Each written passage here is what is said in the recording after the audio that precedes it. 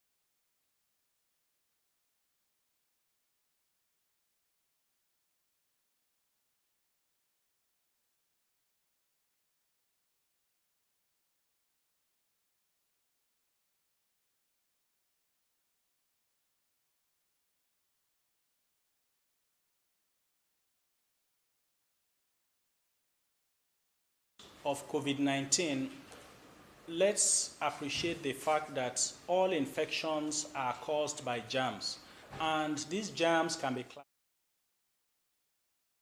حي يا قيوم على لا إله إلا يا حي يا قيوم على لا ọba tí kò pé méjì yá ayò yá qayyum kò pé méjì kò pé mẹ́ta.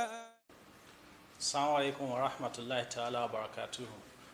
Today we are discussing the issues around COVID-19 as well as the mental health issues that may emanate from it, particularly in this period of Ramadan for all of us as Muslims. What we need to appreciate is that with the issues of COVID-19, let's appreciate the fact that all infections are caused by germs, and these germs can be classified into the good, the bad, and the ugly. The good ones are not good per se, but because in terms of medicine we are familiar with them, so we call them the good ones, and that will include things like bacteria. So we have so many antibiotics that we use to treat bacterial infections, and so we can call them the good ones. The bad germs are the fungal infections. They can be a bit stubborn and resistant and not go very quickly. So we can call them the bad ones. And then we have the ugly. The ugly ones are the viral infections. We know, for instance, that HIV/AIDS is caused by a virus. It's been with us for almost 40 years. We still do not have effective medications that can treat HIV/AIDS. The medications we have are drugs that control, suppress the viral load, suppress replication, and that is what we are doing. We also should remember that common catarrh, the cold that we all have from time to time, is caused by a viral infection. And up until now, we still do not have medications for catarrh.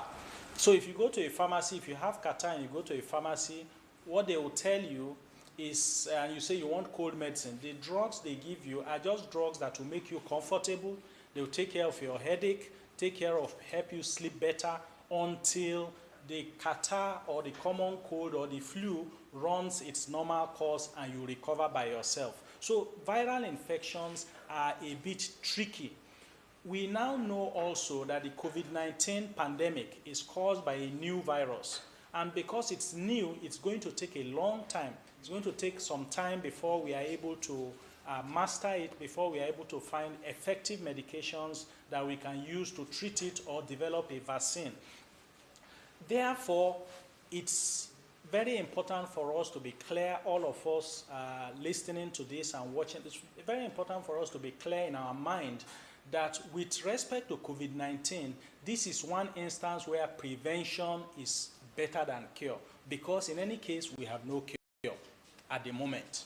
So that's why the preventive measures, wash your hands frequently, use face masks, avoid physical distance, don't go to crowds and so on. That's why they are very, very important at this point. Now, with respect to the mental health aspects emanating from COVID-19, because COVID-19 is a physical infection. However, the way it is going through the whole world now, and the way it's affecting us in Nigeria, has a lot of mental health ramifications, and that's what I want to focus our attention on today. One of the major issues emanating from COVID-19 is the fact that as human beings, we are used to controlling our life, planning. Now, when I wake up in the morning, I'll say my Subuhi prayers, I'll have my bath, I'll take breakfast, then I'll dress up and go to work. I'll be at the office by 8 or by 8:30. I'll do this by 2, I'll do this. Next week, I'll do that. And so we sort of plan our life routinely.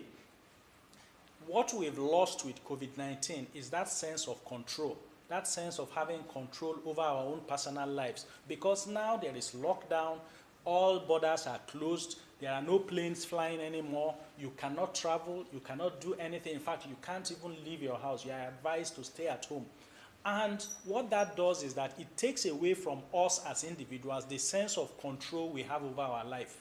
And that's the very first thing that has a mental health impact on us, that we feel that we have lost control over our life. The second is the feeling of uncertainty. Not even the president of the US, the president of Nigeria, the president of anywhere. Nobody can beat his chest and say, I know for sure when this will be over.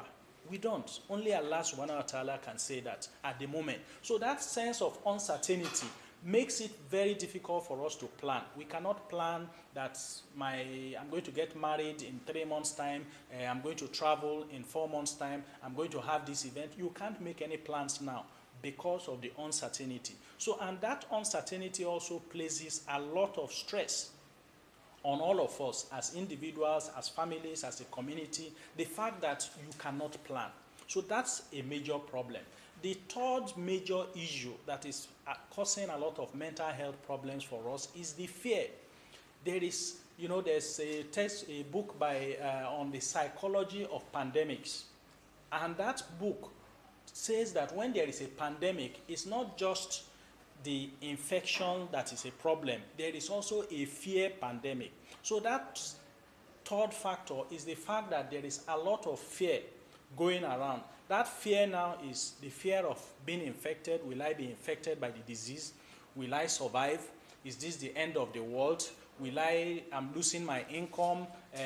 Will my loved ones be infected? Will they die? How many of us will survive this? And so on and so forth. Also, people have a lot of anxieties over loss of income. Those who have businesses, those who are in school and are about to graduate and schools have been closed down. So there are lots of anxiety and fear that people are experiencing. And it's very important for us to appreciate that I had mentioned earlier that for viral infections, we do not have effective treatment for them. Coronavirus itself is a new virus. HIV has been with us for almost 40 years. We still do not have vaccine or effective treatment for it. The drugs we have just suppress the virus from replicating quickly so that you can live your life and you die of something else. That's for HIV. Qatar has been with us since time immemorial. We still do not have effective treatment for Qatar. It runs its normal course and then it goes. So for coronavirus, the only defense we have against it is our immune system. Because if I'm infected tomorrow, if I'm infected with COVID-19, there is no treatment for me. If I'm taken to isolation treatment center, what they are going to do for me is ensure that if I'm having headache, if I'm running fever, they give me medications for those ones. If I'm dehydrated, they rehydrate me. But essentially, it is my immune system that will fight the virus, overcome it, and then I will recover. and when I recover, then I would have been free of the virus. So we need to know that our immune system is our most important defense mechanism against the coronavirus. And the second thing is to do preventive measures as much as possible. However, from the mental health point of view, when you have chronic anxiety, when you have chronic fear, when you have chronic stress, what that does to your immune system is that it weakens your immune system. So chronic stress, chronic anxiety, all of this weakens our immune system. And when your immune system is low, then you are more vulnerable to becoming infected, or when you are infected, your body is not as optimal as possible to be able to fight it. Now, the other problem we have with it is the fact that lots of people are losing their source of livelihood, they are losing their income, families are under stress, people are not used to waking up and not having anywhere to go to, or not having work or things to look forward to. And so it's a strange environment that people are finding very difficult to cope. All of these things increase the chances of having mental health problems. So what are the common mental health problems that people are likely to start developing as a result of COVID-19? This includes things like anxiety disorders, depression because people are having difficulties coping, they are looking at things they are going to lose, and so on and so forth. Some people will develop post-traumatic stress disorder. Post-traumatic stress disorder is a type of stress anxiety disorder that occurs when individuals have been exposed to a traumatic situation. So what is the trauma in COVID-19? The trauma is if you are infected, or you know someone who is infected, or you know someone who has died from it. All of these are traumatic experiences. Even if you don't know anybody directly who has been infected with coronavirus, simply watching news and watching the TV every day and hearing about the hundreds and thousands that are dying daily across the world is a stressor. And that also exposes people to developing post-traumatic stress disorder. Some people, unfortunately, and I don't expect any Muslim to be doing that, but we know that we also have Muslims who abuse drugs, who take alcohol and all of that. So many people turn to alcohol and drug abuse as a way of helping themselves to control their anxiety. But this is a very bad way to try and cope the situation, because when you do that, you are actually digging another well for yourself. So you are creating more problems for yourself. So these are the issues, particularly the mental health issues that emanate from COVID-19.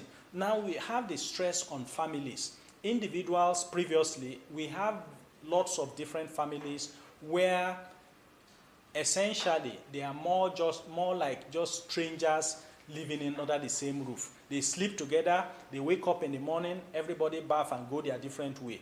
And they come back at night just to come and eat, how was your day, fine, and so on. Many families have lost communication. Many families essentially are just strangers living under the same roof. Now with this shutdown now, everybody is forced to sit at home together.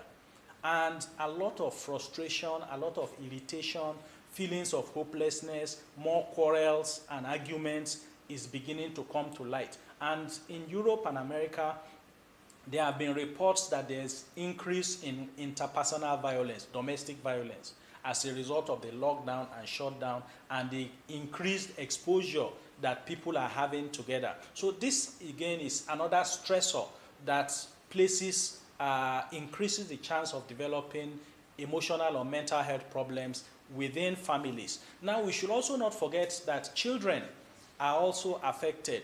Children, their schools have been shut down. They've been compelled to stay at home, and they can no longer visit. They can't go to the cinema, they can't go to the amusement park, they cannot go and visit their best friend, they are not going for Islamia, they are not going for schools. This is a whole new experience for children too.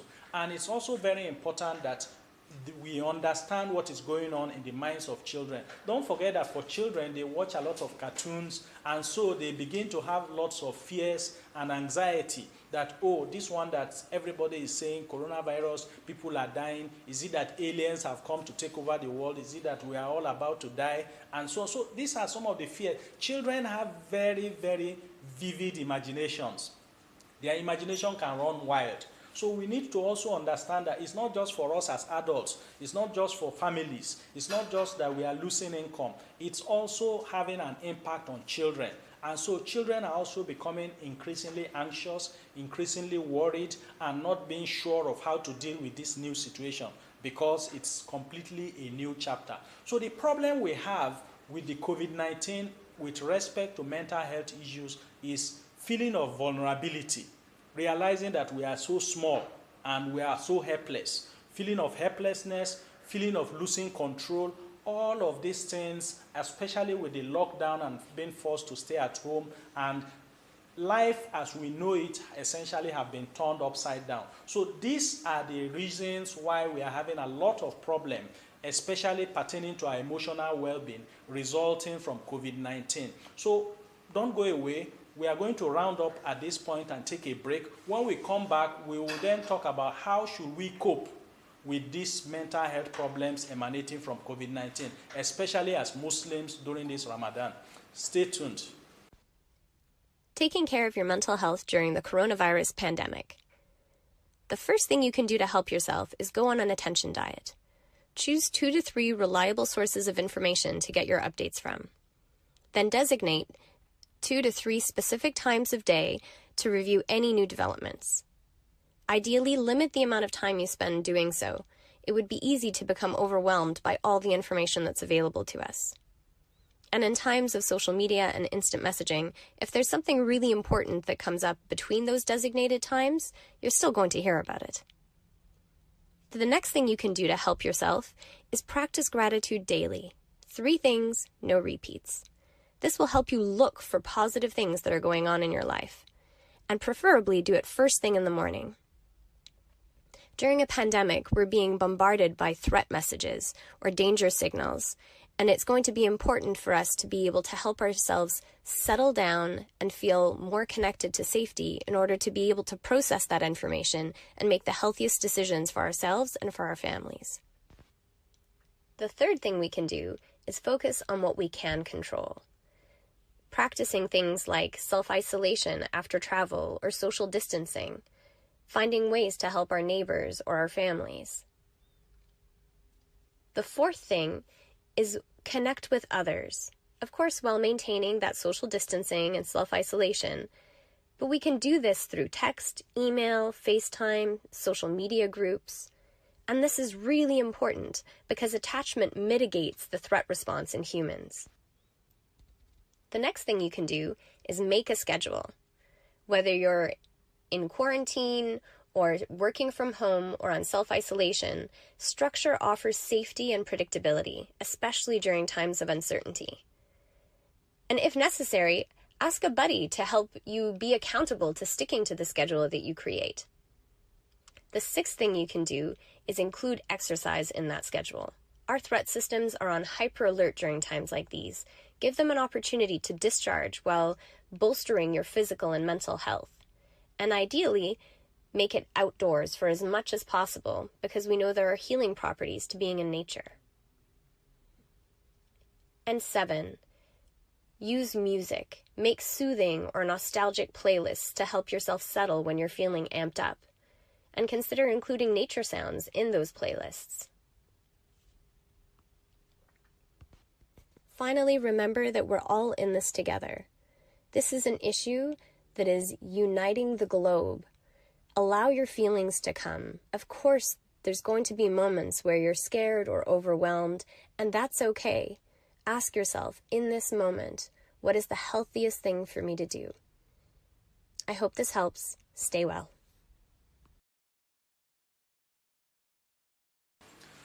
You're welcome back to this discussion where we are talking about COVID-19, the mental health issues, and how it pertains to us as Muslims, especially during this Ramadan.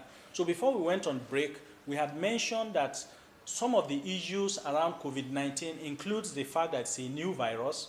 We do not know when we'll have effective treatment. We do not know when we'll develop a vaccine. And so our best bet for COVID-19 is prevention.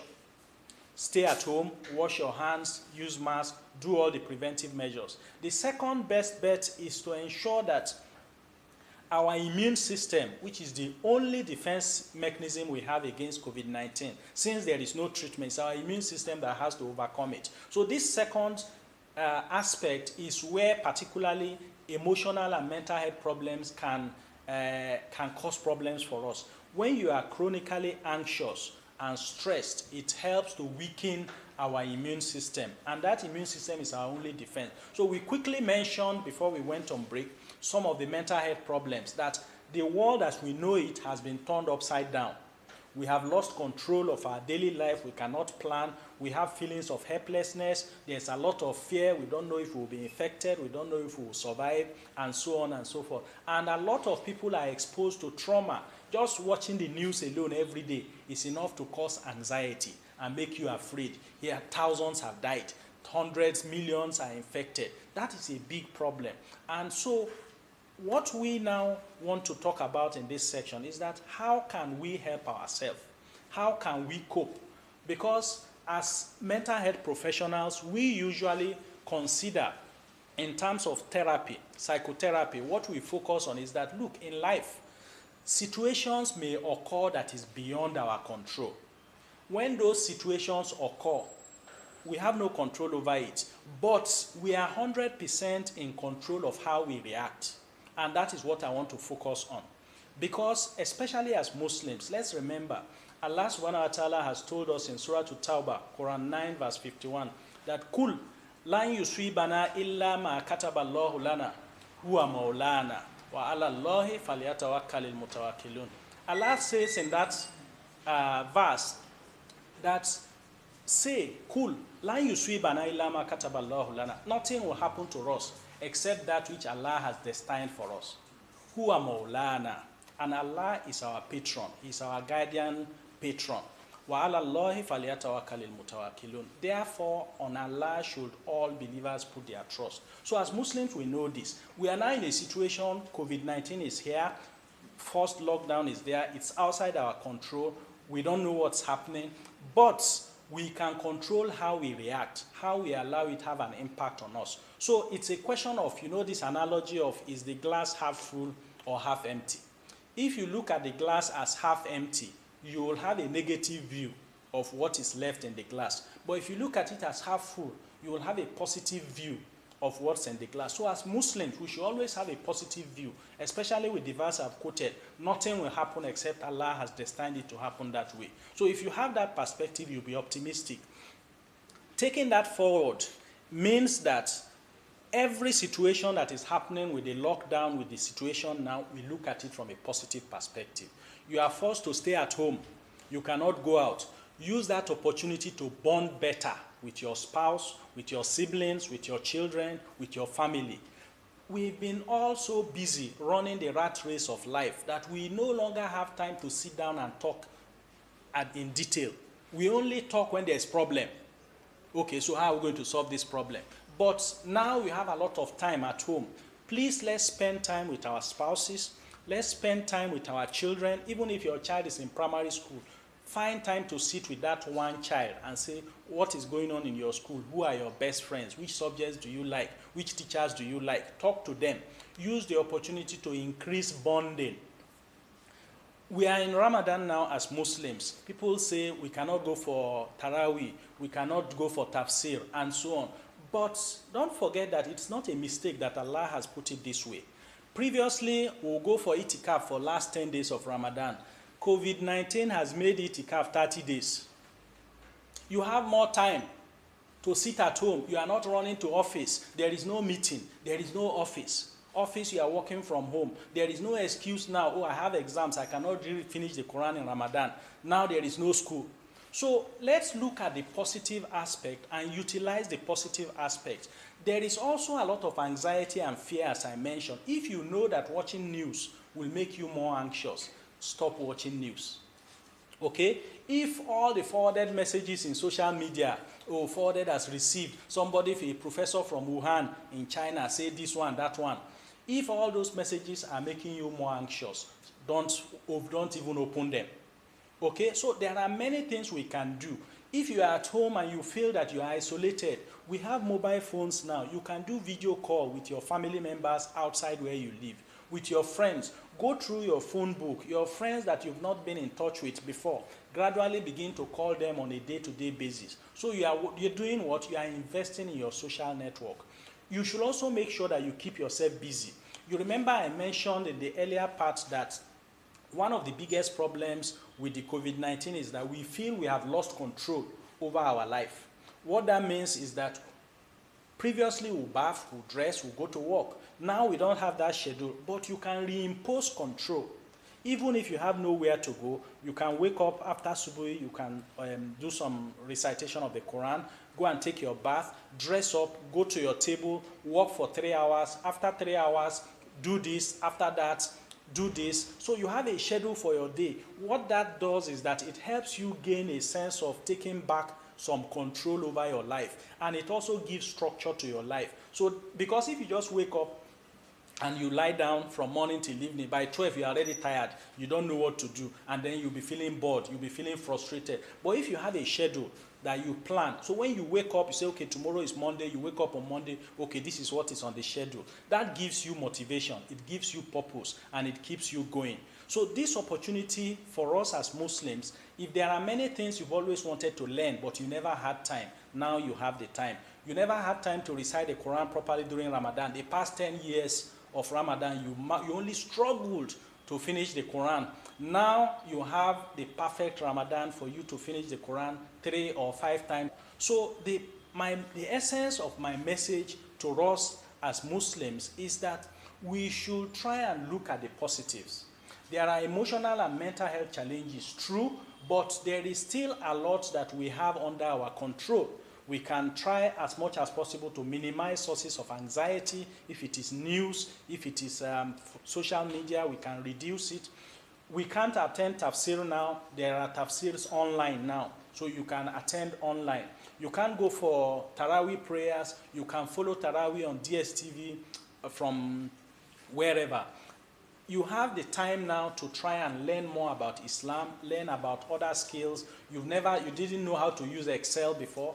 Now watch YouTube videos and learn how to use Excel. So let's use the opportunity. Let's not just look at it from the negatives. Let's try as much as possible as Muslims to transform the negatives into positives. Remember the verse we mentioned in the earlier part, the verse of verse 51 of Surah At-Tawbah, that Kul lan yusibana illa ma kataballahu lana huwa maulana wa ala Allahi falyatawakkalul mutawakkilun. So I want this to be our take-home message, that if we take it as Muslims, that we have Iman, and we agree that whatever has happened, it is how Allah has decreed it, and Allah is our patron, then we should not be anxious, we should not become depressed, we should rather look at the situation as Muslims and look at the glass as half full and try our best to maximize the potential. So that's my message for us today. Thank you very much, and stay tuned to other episodes of the program. Tabalọ níwájú olúwàjára lánà tábà tó ń bọ̀ lẹ́yìn dákúnjára láránṣẹ́ lórí iṣẹ́ wa olúwàjára lánà lórí àwọn ọmọ olúwàjára láránṣẹ́ kódà lójú oorun ọlọ́run jára lánà ó ti kù mẹ́ta ó ti kù méjì. Ẹyọ kan tó kúrè o. Allahu Latifu, la ilaha illallah wala. Allahu Latifu, la ilaha illallah wala.